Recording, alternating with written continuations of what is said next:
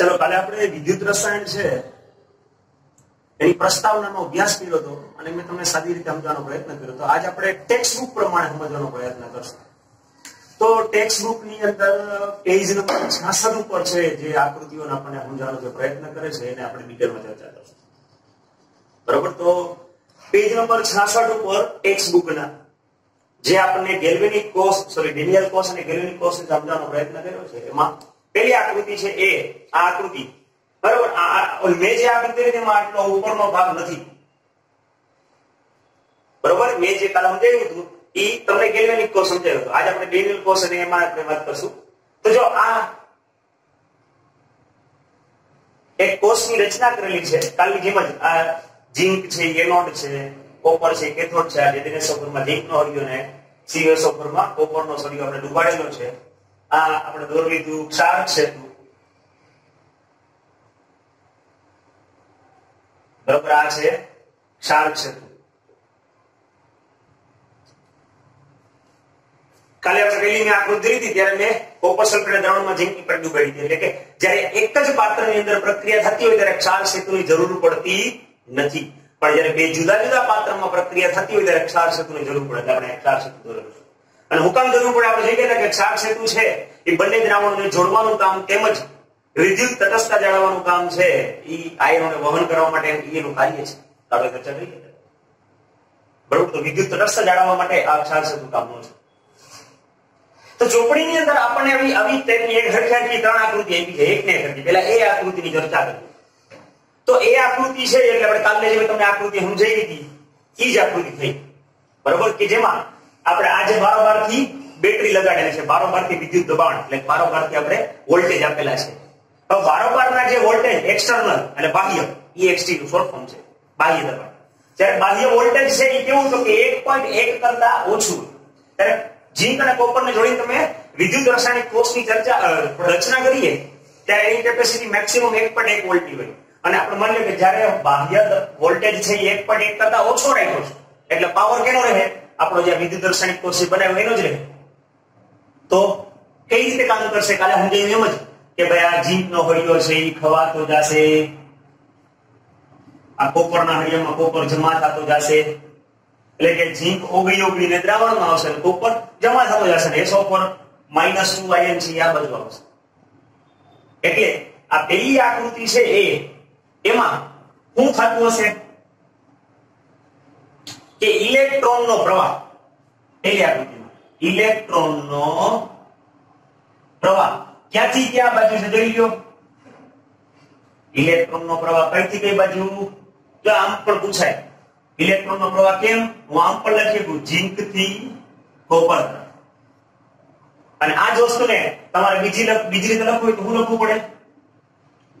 Anode થી cathode તરફ. દેખાય છે એનોડ થી કેથોડ. તો ઇલેક્ટ્રોનનો પ્રવાહ ઝિંક થી કોપર અથવા તમે શું લખી આપો?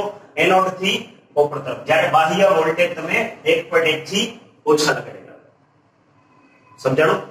અને આપણે ખબર છે કે એનોડ ઉપર ઝિંક ઓગળશે અને કેથોડ ઉપર છે એ કોપર શું થાય તો કે જમા થાય. અને વિદ્યુત પ્રવાહની વાત કરીએ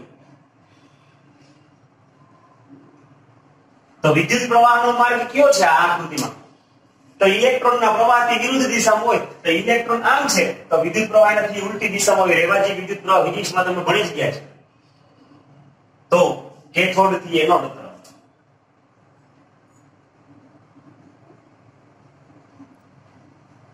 અથવા કોપરથી ઝિંક તરફ વિદ્યુત પ્રવાહ છે એ વહેતો. આ ક્યારની ચર્ચા કરી આપણે? જ્યારે બાહ્ય વોલ્ટેજ છે 1.1 કરતા કેવું હોય તો કે ઓછો હોય ત્યારે. સમજાણું? હવે બી આકૃતિની ચર્ચા. હવે આકૃતિ દોરતો નથી હું, બરોબર ને? ખોટું બરોબર. તો અહીંયા પ્રવાહ મળે છે. બી આકૃતિમાં શું કરશું આપણે કે ધીમે ધીમે આપણે વોલ્ટેજ વધારતા ગયા અને એક સમય એવો આવશે કે વોલ્ટેજ છે અહીંથી તમે અહીંથી આ જોકીની મદદથી વધારતા જશો એટલે પ્રવાહ છે એ પ્રમાણે વોલ્ટેજ છે એ વધઘટ થાય રાખે. તો જ્યારે બાહ્ય વોલ્ટેજ છે કેટલો થઈ જાય તો કે 1.1 થઈ જાય. કેટલો વોલ્ટેજ થઈ જાય? 1.1. એટલે કે ત્યારે ઇલેક્ટ્રોનનો પ્રવાહ શું થઈ જાય તો બંધ. અહીં જો લખ્યું આકૃતિ એમાં શું થાય કે ચોકની ઉપર આડું લખ્યું તમને સમજાઈ જાય કે ભાઈ કેના માટે કે. તો બીજી આકૃતિની અંદર શું છે પ્રવાહ વહેશે નહીં. ઇલેક્ટ્રોનનો પ્રવાહ નહીં તો એનો મતલબ વિદ્યુત પ્રવાહ પણ વહેશે નહીં. એનો મતલબ કે કોઈ પણ જાતની રાસાયણિક પ્રક્રિયા થતી નથી. જ્યારે આપણે જોઈ ગયા હતા કે ઝીંક ઓગળતો હતો કોપર જમા થતો હતો. અહીંયા કોઈ પણ જાતની રાસાયણિક પ્રક્રિયા થતી નથી. તો જ્યારે બાહ્ય વોલ્ટેજ છે 1.1 જેટલો કરી નાખશો, અહીંથી વોલ્ટેજ વધારતા વધારતા જ્યારે 1.1 કરી નાખો ત્યારે આ પ્રક્રિયા અટકી જશે. આ બી આકૃતિની વાત છે. હવે ત્રીજી આકૃતિ સી, બરોબર. તો ત્રીજી આકૃતિની અંદર આપણે વોલ્ટેજ એટલો બધો વધારી દીધો કે 1.1 કરતા વધારે. તો બાહ્ય વોલ્ટેજ છે, બરોબર છે આપણે કે બાહ્ય વોલ્ટેજ 1.1 કરતા કેવો કરી દો, વધારી દો. વધારી દેવાનું ત્યારે શું થાય તો કે ઇલેક્ટ્રોનનો પ્રવાહ, એટલે આપણે જે આકૃતિ છે એ આકૃતિને આપણે સી આકૃતિમાં રૂપાંતર કરવી હોય તો શું કરવાનું? બાહ્ય વોલ્ટેજ 1.1 કરતા કેવો કરી દો, વધારી દો. તો બાહ્ય વોલ્ટેજ વધારી દેવાનો મતલબ શું થયો કે જે કોષમાં થતી પ્રક્રિયા છે એ ઉલટાઈ જાય. જેમ આપણે મોબાઈલ હોય એની બેટરી છે, આપણે જ્યારે યુઝ કરતા હોય મોબાઈલ તો 80 ની 70% 60% એમ ઘટવા લાગે છે. પણ એ જ મોબાઈલ આપણે ચાર્જિંગ માં મૂકી દઈએ તો બેટરી કેવું થાય? ચાર્જ થવા માંડે ને કે 60 ના 70 ને 80% વાળી પાસે ચાર્જિંગ થઈ જાય. એ જ વસ્તુ આની થાય કે આમાં જે પેલી આકૃતિમાં જે પ્રવાહ હતો ઇલેક્ટ્રોનનો પ્રવાહ, વિદ્યુત પ્રવાહ, અહીંયા એના કરતા ઉલટું કામ થશે. જો અહીંયા લખો એટલે તમને હારો ખબર પડે કે આ એ આકૃતિનું છે લખાણ અને આ જે છે એ સી આકૃતિનું છે, બરોબર. તો સી આકૃતિમાં ઇલેક્ટ્રોનનો પ્રવાહ કેવો થઈ જાય? આના કરતા ઉલટાઈ જાય. હવે ઇલેક્ટ્રોનનો પ્રવાહ સી આકૃતિની વાત કરું છું તો સી આકૃતિમાં શું થાય? ઇલેક્ટ્રોનનો પ્રવાહ જોઈ લો, કેથોડ થી એનોડ તરફ, એટલે કે કોપર થી ઝિંક તરફ અને બીજી તરફ કોઈ તો કેથોડ થી એનોડ તરફ. આપણે એક વસ્તુ મગજમાં બેહાડી દેવાની છે. અને જે ઇલેક્ટ્રોનનો પ્રવાહ હોય એના કરતા વિદ્યુત પ્રવાહની દિશા કેવી હોય તો કે ઉલટી હોય. તો વિદ્યુત પ્રવાહ કેવો હોય છે? એનોડ થી કેથોડ તરફ.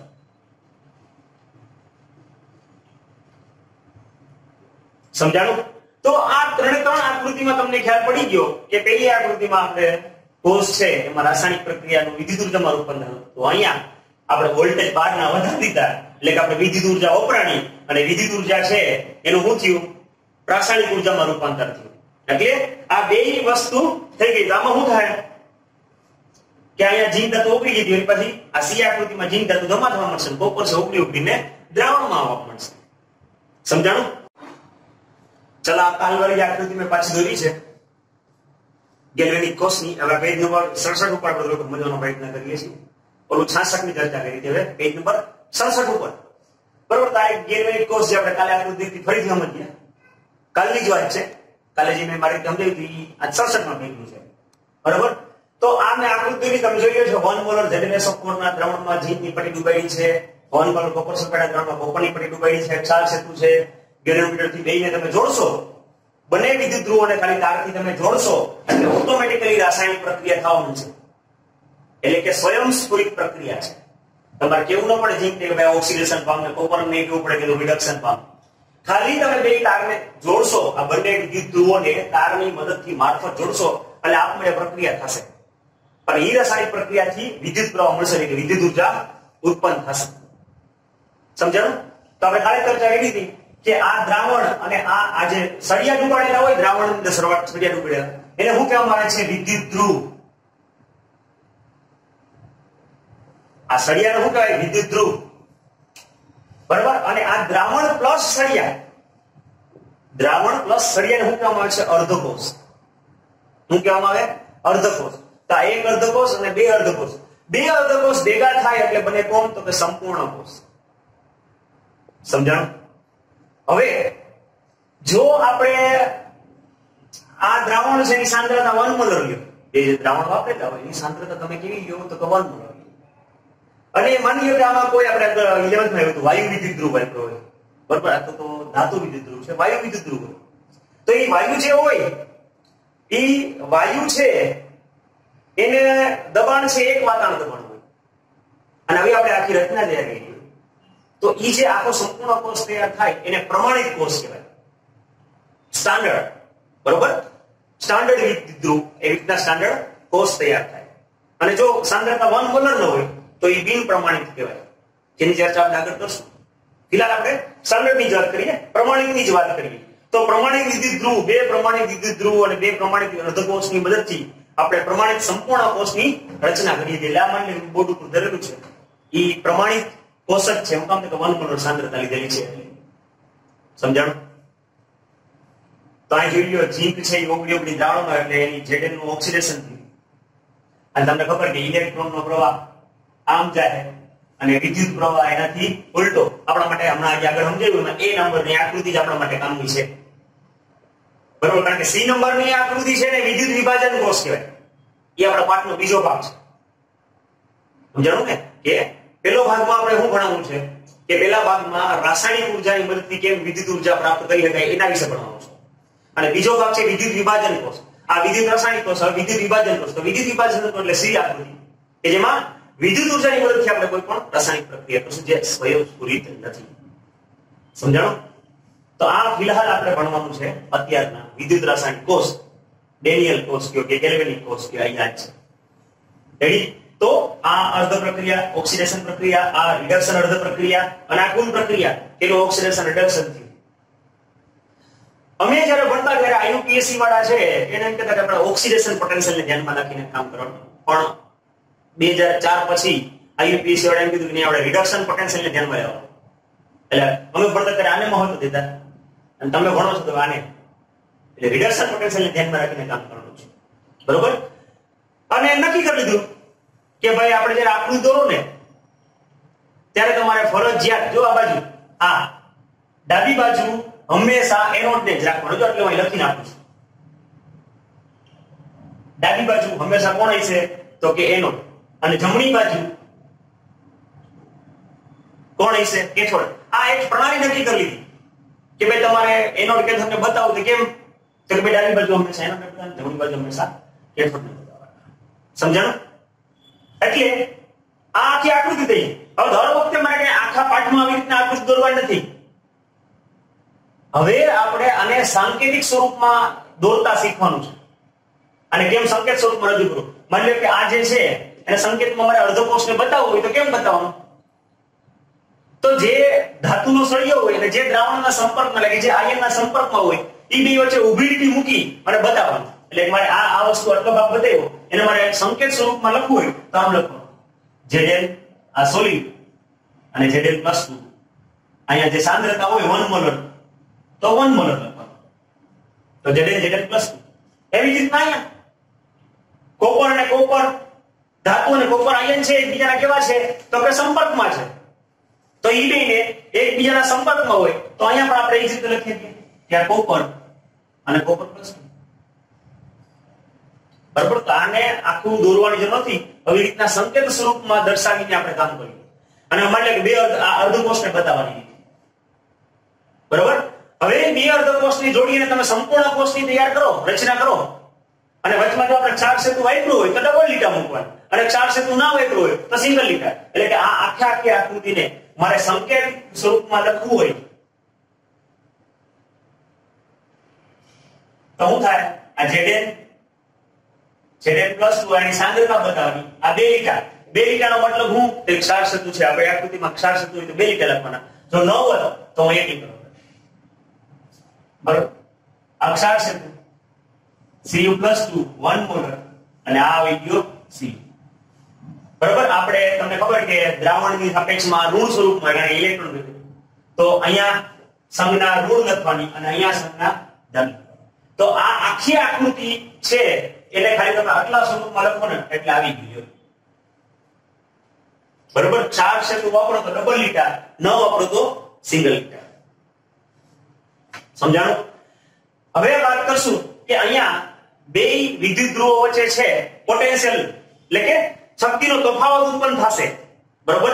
એટલે કે આપણે વાત કરી કે ઝીંક છે, આપણે 11th ની સાપેક્ષમાં વાત કરી કે ઝીંક અને કોપર બેની ઇલેક્ટ્રોન મુક્ત કરવાની વૃત્તિ હોય છે. બરોબર? ઝીંક છે ઈ પણ ઇલેક્ટ્રોન મુક્ત કરી શકે છે અને કોપર છે ઈ પણ ઇલેક્ટ્રોન મુક્ત કરી શકે છે. પણ જ્યારે બેયને જોડો, માની લો એક વસ્તુ હોય એને એક વ્યક્તિ આમ આટલું ખેંચી શકે અને બીજો વ્યક્તિ આટલો ખેંચી શકે, પણ બેયને આપણે અહીં રાખી દઈએ અને હવે ખેંચાવીએ તો હવે થોડુંક ખેંચાય, સંપૂર્ણ નહીં ખેંચાય. સેમી જ વસ્તુ, બેયની ઇલેક્ટ્રોન મુક્ત કરવાની વૃત્તિ હોય, બેયની ઇલેક્ટ્રોન દેવાની વૃત્તિ હોય, તો બંને વિદ્યુત ધ્રુવોની ઇલેક્ટ્રોન મુક્ત કરવાની વૃત્તિનો જે તફાવત લઈએ એને જ કહેવામાં આવે છે કોષનો કોષ પોટેન્શિયલ. બરાબર. અને આપણે આઈયુપીસી વાળા કીધું કે રિડક્શન પોટેન્શિયલની ચર્ચા કરવાની છે. તો રિડક્શન પ્રક્રિયા કોને કહેવાય? ઇલેક્ટ્રોન સ્વીકારવાની વૃત્તિ. તો આપણે કોષ પોટેન્શિયલની વ્યાખ્યા શું દેશું? જે બંને વિદ્યુત ધ્રુવો છે એની ઇલેક્ટ્રોન સ્વીકારવાની વૃત્તિના તફાવતને શું કહેવામાં આવે છે? તો કે રિડક્શન પોટેન્શિયલ કહે છે. એટલે આપણે જનરલી એની ચર્ચા કરીએ એટલે આપણને કોષ પોટેન્શિયલ કહે છે. બરાબર. અને શોર્ટ ફોર્મમાં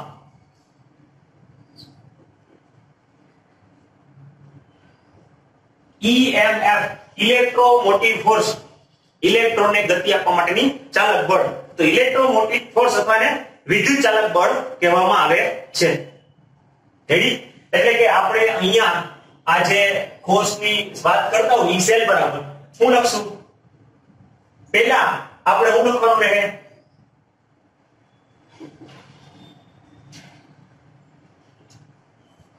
એટલે બીજી રીતે લખવું હોય